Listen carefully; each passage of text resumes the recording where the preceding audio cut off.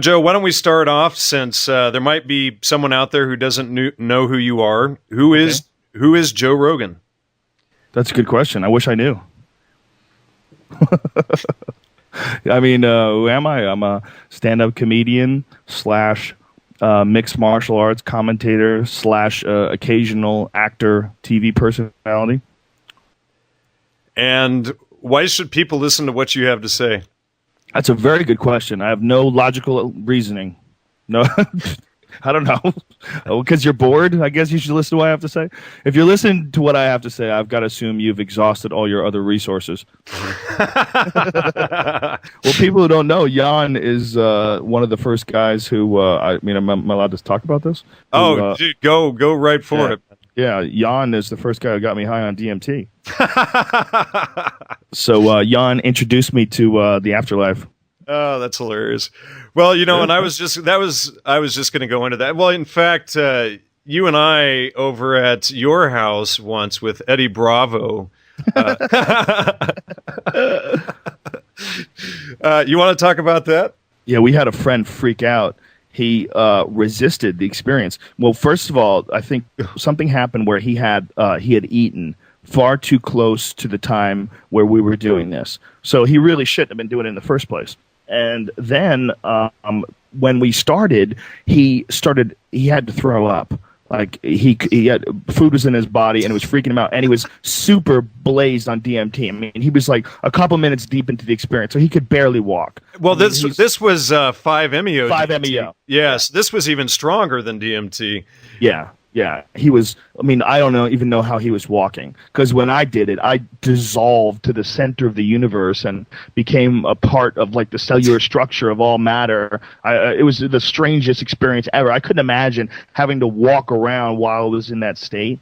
But he got up, and I guided him over to the sink, and he threw up, and then he started going crazy, running around and screaming and saying a bunch of things that he wouldn't want us to say.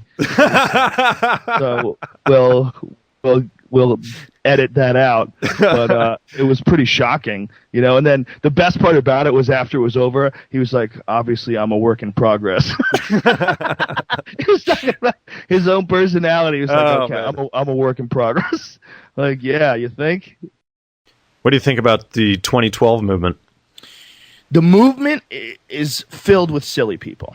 That's the problem. The idea is very, very fascinating. The idea that every civilization has thought that we are moving towards some giant event, whether it is the apocalypse, the resurrection, the changing of the age, the end of the long count, however you want to look at it. But there's a lot of these people that are in this movement that have like this definitive answer for what's going to happen. They're like, hey, you're going to need to get gold, and you're going to need to make your own agriculture. And well, that's having your own plants that you grow for food and having your own animals that you eat. That's a good idea anyway. That's a great way to live. To live in a natural, connected way to the earth, like living on a farm. That's like a real natural way to live. It's a very intelligent, fulfilling, natural way. I mean, we are designed to be hunters and gatherers and to live off the earth and to be like in harmony with the earth. That's a great thing. But these people are all convinced that they know what's going to happen. We're going to need to create our own currency, and this is what we're going to need to make a new form of government. Like, says who? Says how? What says you? Are you the one who's figured this all out? Because that's preposterous. You automatically become the enemy. If you tell me that you have all the answers and you tell me that this is how it's all going to go down and this is what we're going to need, you're saying that you can see it all coming. You don't know what's coming. What's coming could be fucking crazy. It could be insurmountable. It could be beyond boundary dissolving. With the next stage of human evolution, it might come in technological form. It might be some sort of an interface that allows us to abandon the monkey body and use the mind to connect to all the other minds in the world as one big hive. Who knows what the hell it's going to be? But it's not going to be you need gold, okay? It's not, you know what I'm saying? All those assholes. You need to go get gold. Gold is gold. I agree with you totally. And gold, the value of gold is driven by fear and uncertainty. And, so you have all of these conspiracy radio stations out there putting out all of this fear, and then the value of gold keeps going up. And by the way, these conspiracy radio stations, who I have friends that have these shows, they profit off the sales of this gold. Big money. They're making Absolutely. a lot of fucking money. You know, and there's a reason why they go, gold is ladies and gentlemen, we need to get ourselves some gold and guns. Ladies and gentlemen, welcome Alex Jones to the show.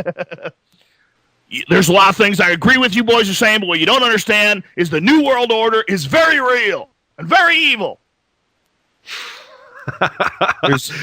He believes what he says. You know, I'm not sure if he's correct. Oh, I thought he was sitting next to you there. No, he's right here. He's in my head at all times. He believes I'm going to hang out with him next week. I'm going to be in Austin, Texas. He believes what he says, but I don't believe he's correct. I think he has a way of looking at things, and he's correct about a lot of things. He's correct about a lot of government corruption and a lot of scandal, and he catches the government doing a lot of shifty shit that they shouldn't be doing. And I would say he's right more than half the time, which is very scary. But there's a lot of speculation, a lot of making some sort of assertion that may or may not be true, but saying that it is true and then sticking to it. There's a lot of that going on too. I think there's too much appeal to fear used there. Mm-hmm. I totally agree. Yeah, I absolutely agree. Fear is intoxicating. You can get caught up in it, man. I mean, you could go online today and just start researching murders and death and attacks and assaults and have yourself convinced that this shit is happening all around you all the time, just ready to grab you. Someone's going to stab you and cut your heart out and sell it to Russia, or they're just going to torture you in the woods and do rituals on you. I mean, if you read enough shit online, there's almost 7 billion people in the world. Okay, that's an insane amount of people. That's 7,000 million people. You can't even wrap your head around how many people that is. Well, if you add up all the fucking psychos and assaults, you're going to find a lot of them. That's a lot of people, just the numbers themselves. But the chances are, none of that shit's going to happen to you.